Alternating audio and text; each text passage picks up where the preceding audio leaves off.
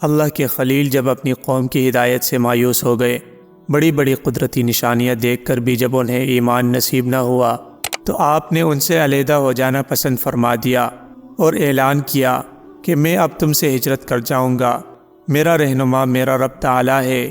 ساتھ ہی اپنے رب سے اپنے ہاں اولاد ہونے کی دعا مانگی تاکہ وہی توحید میں آپ کا ساتھ دے۔ اسی وقت دعا قبول ہوتی ہے اور ایک بردبار بچے کی بشارت دی جاتی ہے۔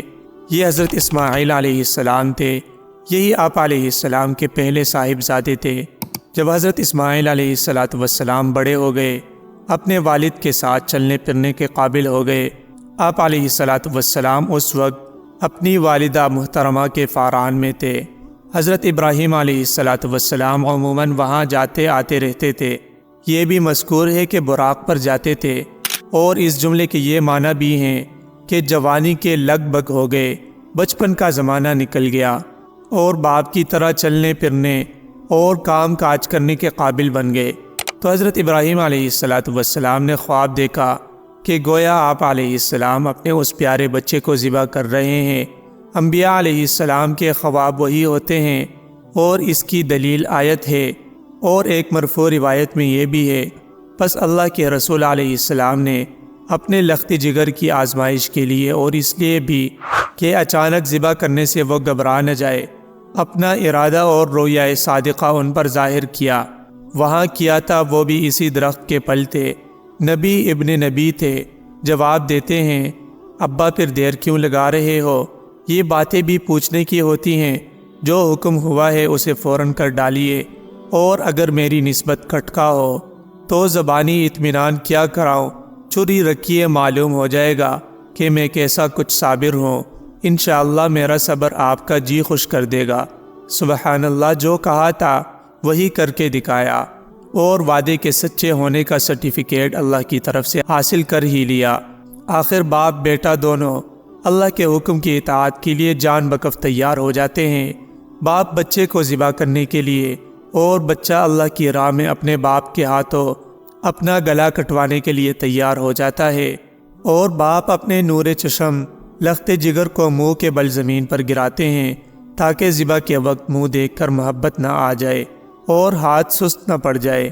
مسند احمد میں حضرت ابن عباس رضی اللہ عنہ سے روایت ہے کہ جب حضرت ابراہیم علیہ السلام اپنے نور نظر کو ذبح کرنے کے لیے اللہ کے حکم لے چلے تو سعی کے وقت شیطان سامنے آیا، لیکن حضرت ابراہیم علیہ السلام اس سے آگے بڑھ گئے۔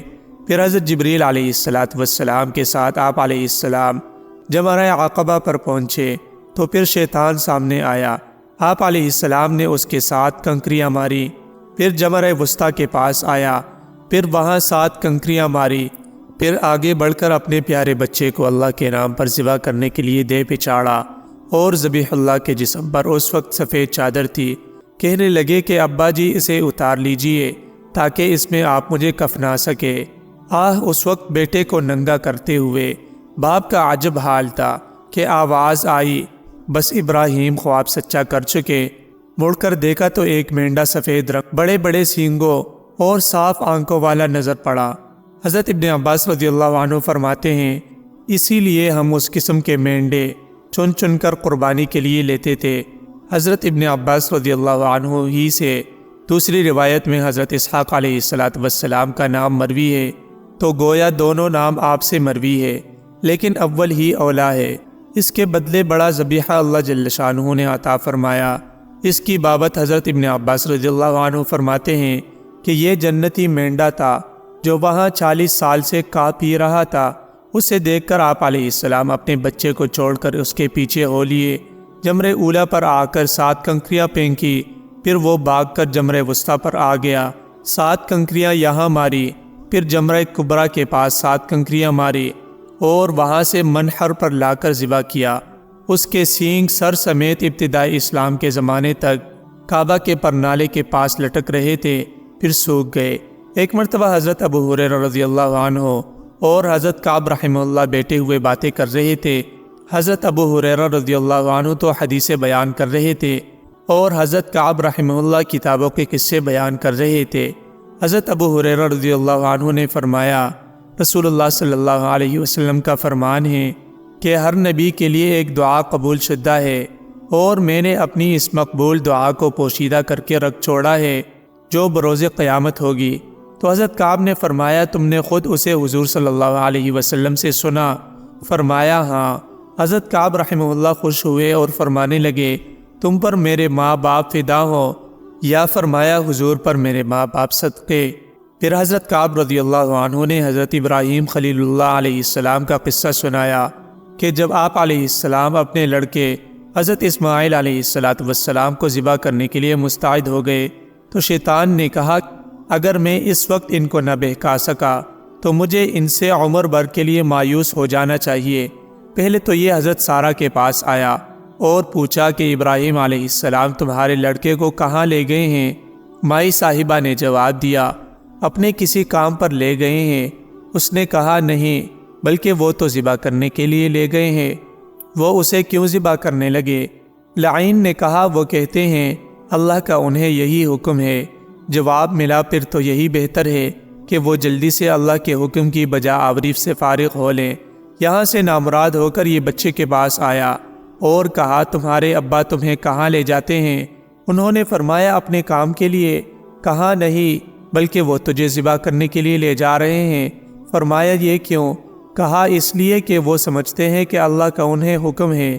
کہا پھر تو اللہ کی قسم انہیں اس کام میں بہت جلدی کرنی چاہیے۔ ان سے بھی مایوس ہو کر یہ ملعون اللہ کے خلیل کے پاس پہنچا۔ ان سے کہا بچے کو کہاں لے جا رہے ہو؟ جواب دیا اپنے کام کے لیے۔ ملعون نے کہا نہیں، بلکہ تم اسے ذبح کرنے کے لیے لے کے جا رہے ہو۔ آپ نے فرمایا یہ کیوں؟ بولا اس لیے کہ تمہارا خیال ہے کہ اللہ کا حکم تمہیں یوں ہی ہے۔ آپ علیہ السلام نے فرمایا کہ اللہ کی قسم پھر تو میں ضرور ہی اسے ذبح کر ڈالوں گا۔ اب ابلیس مایوس ہو گیا۔ دوسری روایت میں یہ بھی ہے کہ اس تمام واقعے کے بعد جناب باری تعالیٰ نے حضرت اسماعیل علیہ السلام سے فرمایا کہ ایک دعا تم مجھ سے مانگو، جو مانگو گے ملے گا۔ حضرت اسماعیل علیہ السلام نے کہا پھر میری دعا یہ ہے جس نے تیرے ساتھ شریک نہ کیا ہو اسے تو ضرور جنت میں لے جانا۔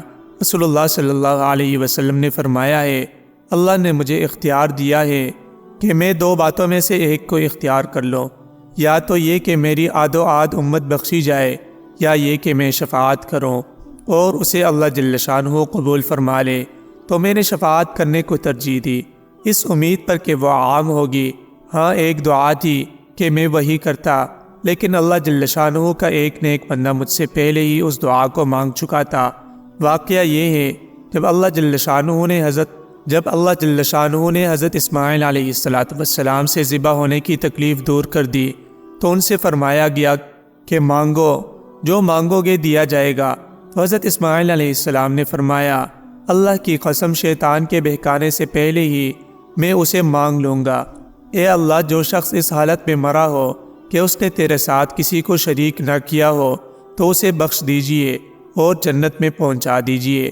یہ حدیث ابن ابی حاتم میں ہے، لیکن سند غریب اور منکر ہے۔